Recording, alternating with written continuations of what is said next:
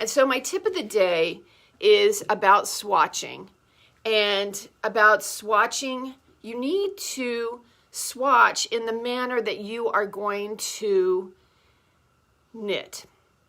If the pattern, I'm going to take this off right now. I had to turn off the air conditioning because it's right here and it makes a lot of noise. And so it's a little bit warm in here. So let me back up. Tip of the day. When you're swatching, swatch in the manner that you are actually going to knit. So if your pattern calls for knitting flat, then of course you're going to make your swatch knitting back and forth and back and forth. Knitting flat. This calls for knitting in the round. So my swatch has to be knitting in the round. Why? Because if I'm going to be doing stockinette, when I'm knitting in the round in stockinette, I'm only knitting, right? I am not purling. If I'm doing stockinette in the flat, I'm knitting and I'm purling. Purling stitches are different than knit stitches. I was going to say that they're bigger. They use more yarn than knit stitches. They take up more space than knit stitches. They're just different. So if I did a flat swatch for that sweater, I would not be getting the information that I need.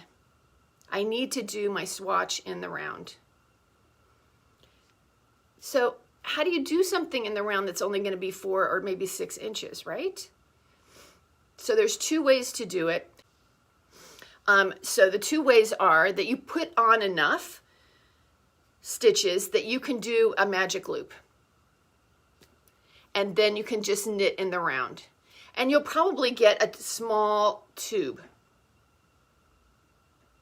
And that will give you the information that you need.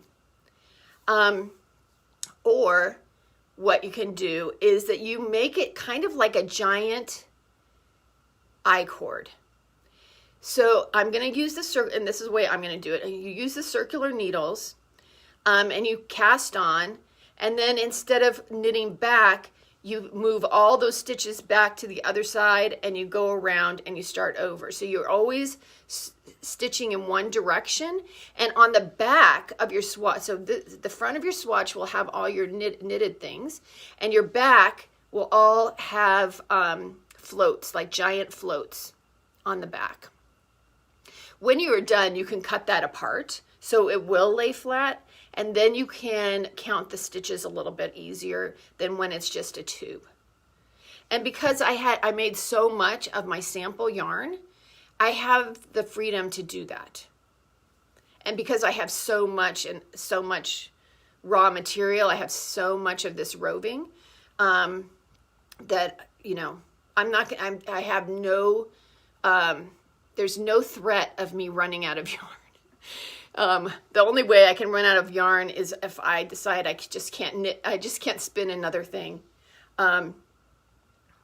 But that is the tip of the day, tip and trick. So this is continued from last week. Last week we talked about to make your gauge swatch in the manner that you are going to knit. So this sweater is knit in the round. So that means my gauge swatch has to be knit in the round as well. Because when you're knitting in the round and you're doing stockinette, you are going to be knitting all the time, right? You don't do any purling. Now, so if I did this flat, I would, for a stockinette, I'd have to go knit, purl. And so it wouldn't give me the correct gauge, because your purl stitches are always a little bit bigger than your knit stitches. So it wouldn't be correct. So you have to do it in the round. And we talked about 2 different ways to do it last week. I did it by knitting kind of like I'm making a giant I-cord.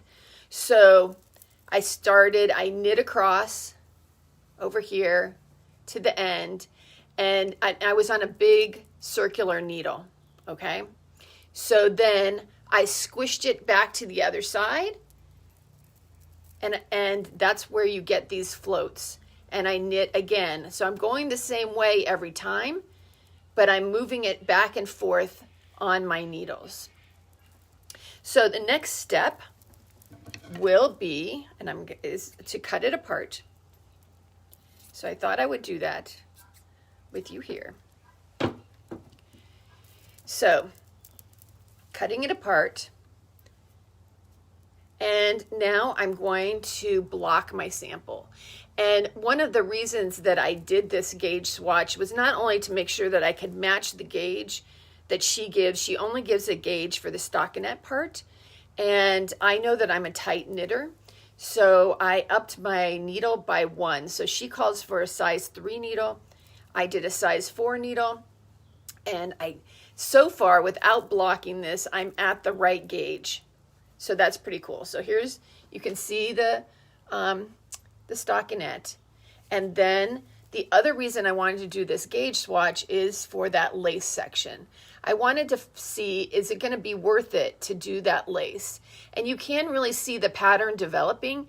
And I think when it is blocked, you will really see it a lot better. So that's my next step, is to block it. I'll show it real quick next week after it's already blocked, just so that you can get a sense of what I'm looking at. So that is the continuation of the tip and trick of the week. Here's my tip of the day, and it still involves this swatch sample, and that is that you should audition your yarn when you buy it or when you spin your own by wearing it somehow. And your neck area is going to be the place where you are the most sensitive. At least I am, right around the neck area. What I'm wearing today is a Polworth silk 2-ply that I spun a few years ago. And so Polworth is a very fine wool with some silk in it. And so it is really fine, and it is not itchy. This one I wasn't so sure of. So these fleeces are from Blue-Faced Leicester crosses. And like I said, it's a little fuzzier. It feels soft to the touch, and I really like the drapeability of it. But I was saying to myself, is this going to be too itchy? Because this is the kind of thing you wouldn't wear another sweater or t-shirt or turtleneck under, right? So I want to make sure that what I'm making is something that I will actually wear. So you can either make a skein like this and put it around your neck, or you can take your gauge swatch, and I would just put it around, put it really under my bra strap. And maybe you look silly, maybe you don't do it when you're on Facebook Live, but you just wear it around for a while and see, is this going to bug me or is this okay? And so I have done that with this gauge swatch. I wore it probably for 3 hours. I kind of even forgot it was there. And I think it was a day that was really kind of a much colder day. And so I needed that extra warmth anyway. And it is not going to be itchy. So I'm really excited about that because I was not sure if I could trust it. So that's the tip. Audition your yarn that you're either spinning or that you've bought.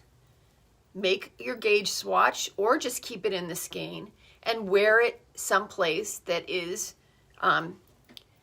where you feel prickly a lot. Another thing you could do is that you can put it, sometimes your wrist is another area that can be a little bit sensitive.